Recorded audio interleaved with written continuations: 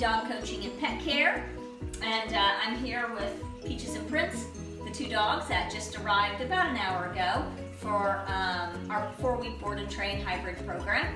And so I spent a little bit of time with them, working with them on the leash, teaching them the beginnings of yielding to leash pressure, the beginnings of sit with leash pressure. And so right now I've got Peaches in the crate, Prince is in his too. But I'm going to work with her on coming in and out of the crate. You know, when I first tried to crate her up, you know, I got all the like pushing back, and you know, took me a bit to get her in there. I kind of had to, you know, wrestle her a little bit.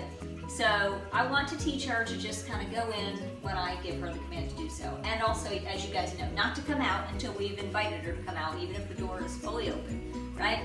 So I also want to talk to you a little bit about why it's important to crate your dogs, teach them, A, how to be crate trained, you know, how to be comfortable in a crate, but also when you are teaching or training your dog, if you've got a dog that has, you know, some negative behaviors or things that you want to get under control, using the crate as part of your training program is really important, really effective, and I believe it's what's fair to the dog. So, in other words, when they're not training, when I'm not actively engaged with them, and let's talk about that for a moment. What does actively engaged mean? I'm either walking them, or I'm training with them, or I might be outside having some structured playtime with them, or they might be, once they get to where they can be in a down or a sit or on place, you know, under duration, meaning for a period of time, I can substitute that for the crate. But any of those other times, they're going to be crated. And in the beginning, you know, crate time is up here, and, you know, training time, but as time goes on, right, crate time becomes less and less because they're becoming more and more trained. So what happens if I let the dogs, or, you know, even if it were my own dog, meaning an untrained dog, let's say I just got a new dog or puppy and it's untrained, what would happen if I would just, you know, let it, what we call free roaming our house? Well, they would get into things, right? They would, you know, who knows? What depends on the dog, right? They might be going potty in the house. They might be being, you know, practicing destructive behaviors, chewing on things. They might be barking at, you know, people going by, or sounds that they might hear, any number of things, practicing bad behaviors. So when that's happening and you're not right there, actively engaged to, you know, let them know what's acceptable, what's not acceptable, in their mind, they learn it's acceptable because there's no one there to tell them that it's not. And if you come around after something's been chewed on, you're too late, okay? Or, you know, the dogs have already lost their minds at the front window or front door, it's kind of too late. So using the crate as a tool, as a management tool, so that when you have the dog out and you're actively engaged with them, you're teaching them all these good behaviors that they can do. And you're right there to intervene and, you know, communicate with them when they do something that you don't want them to do, right? But, you know, at the end of the day, it's really what's fair. If the dog is able to sometimes practice these negative behaviors, but other times you're correcting them for them, that is totally unfair. I mean, think about that, right? Sometimes they can and sometimes they can't. So using the crate, I know a lot of times people feel bad about crating their dog, especially if they work during the day, they work long hours. You know, the fact of the matter is most dogs are laying around doing nothing, hopefully, and or when they're trained, you know, when their owners are gone anyway. So what is the difference if they're laying down on the floor or laying down in the crate? No difference, right? The difference being they're not able to practice negative behaviors. And when you are there, that you are spending time with them, you know, working on your training, reinforcing the boundaries and the structure, and all of that. And by the way, when you are actively engaged with them, when you are working with them, when you are training with them, they're burning a lot more energy than them just free roaming your house. So, you know, when you've had a session where you've trained them and you put them in the crate, they're ready, they're tired, they're ready to chill out. But I have spent 10 minutes, maybe 15, with her going back and forth, working on leash pressure, and she's already chilling out in the crate, right? It's a lot of work for them. It's not just physical exertion, it's mental exertion. So they need downtime, and they need also what we call soak time, time to soak in, to digest, to process what you just communicate to them what you were just working on, okay? So don't feel bad, or if you're gonna feel bad, but do it anyway. It's gonna speed up the process. It's, you know, fair for your dog. It's the best way, really, when you're trying to get your dog, you know, to your goals with your dog. So, all right?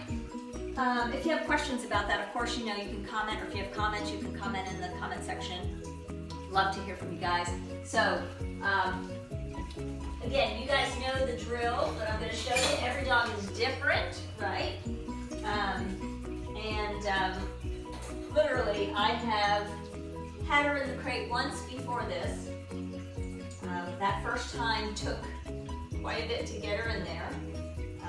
And she might do okay at home, I don't know, but you know, this is a new place, everything's new. So I did work with her, you know, when I, of course, brought her out to take her outside with the not coming out until invited, right? So as soon as that head goes down, not even outside of the kennel, if it goes down, they're thinking about coming out. So you just simply close that door, right? Head down, close the door. Open it back up, head down, close the door. And you just repeat that process until they actually are waiting in there for you to invite them out. That's nice, right? And I also want to be able to move around a little without her thinking, just because I move doesn't mean I'm inviting her out. But, you know, listen, some dogs are really trying to jet out. I'm going to close this really quickly if I see any movement from her that looks like she's going to try and come out, right? So, and I always like to make them wait a little bit. And I like she's giving me some eye contact, which is good. You know, how they come out is important too. If you have a dog that shoots out like a rocket, like they're waiting, right? But when you say, let's go, they come, or you use a little leash pressure, they come shooting out like a rocket. You gotta work on that too. So this is where we have a little bit of issue. And it, you know, as you know, it gets better each time you do it. So yeah.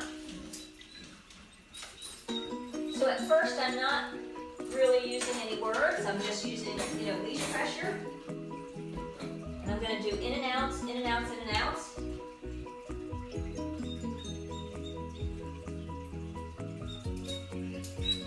going to move the collar a little bit too, the leash and collar, because I want her to know, just because there might be a little bit of pressure there. I'm not asking her to come out yet.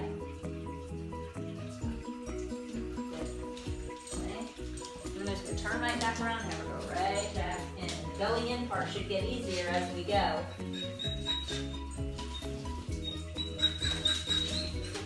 Good. And, you know, when I use that pressure, as soon as I feel her stopping, resisting, or starting to go in, I release the pressure. I want her to know that, you know, just go in there and there will be no pressure at all. And by the way, could we use food for this? Yes, we could. I have already tried that. She didn't take the food, so that doesn't leave any other option than to do what we're doing.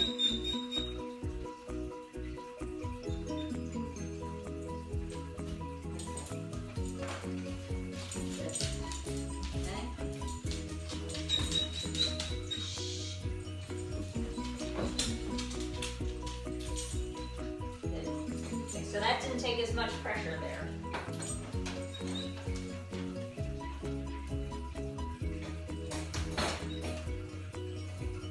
With the head hanging out.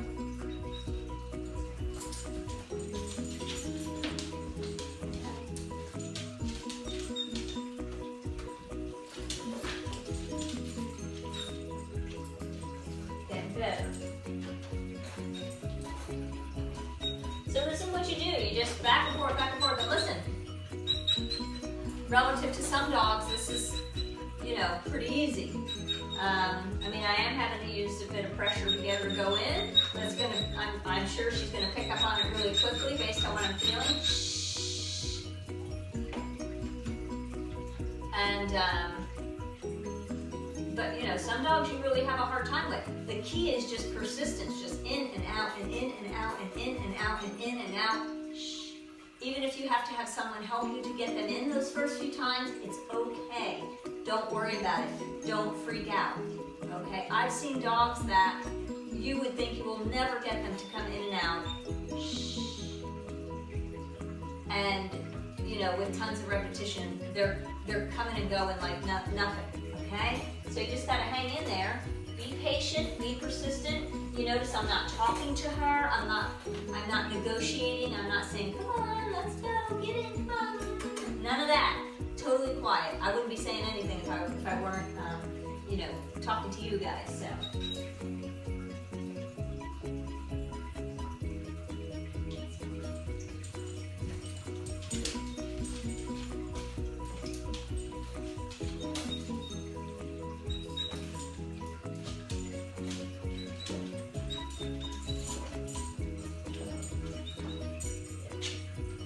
Okay, so I'm going to keep working on this, and then I will check back with you after we get her going in, coming. You know, I haven't even applied a command yet. That comes down the road when I'm not getting resistance. So.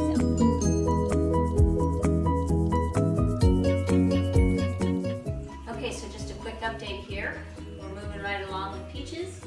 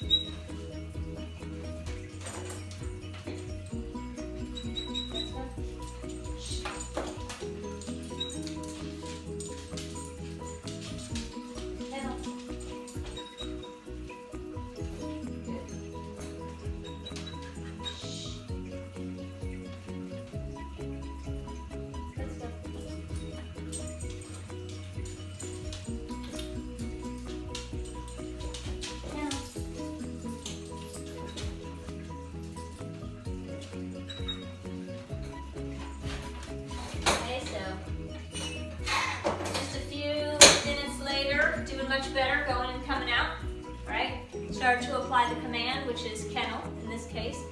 For coming out, we use let's go because I have her on a leash, right?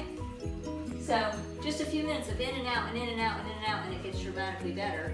And by tomorrow, I'm sure it'll be fantastic, right? So I'll eventually want to just be able to say kennel and point, you know, kennel, and the dog goes in without any leash pressure whatsoever, but pretty good for just a few minutes of work. So anyway, just want to share that with you. Terry Hansen, Good Dog Coaching and Pet Care. You know, if you have questions, always feel free to post. You can message, post them in the comment section, or you can message me, or you can email me at info@gooddogcoaching.com. If you're struggling with your dog and you know, you're having questions, if you're a past client, a present client, or not a client at all, maybe you're in another state, feel free to ask questions. I'm happy to help you however I can, all right? Stay tuned for more with Peaches and Prince. Take care.